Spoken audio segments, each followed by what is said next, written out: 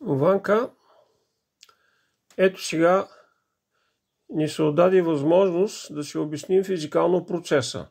Значи, когато сега ще видиш как и синусоидата изчезва, т.е. за времето, когато няма импулс, синусоидата изчезва и след това се появява отново. Ето, когато действителната температура, червения дисплей, започва да приближава заданието зеления, тогава импулсите променят запълването. Тоест, включеното време става по-малко от времето, когато Solid State релето е изключено.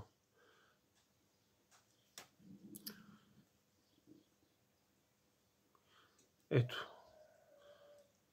Включва, изключва. Комутира, просто комутира захранването.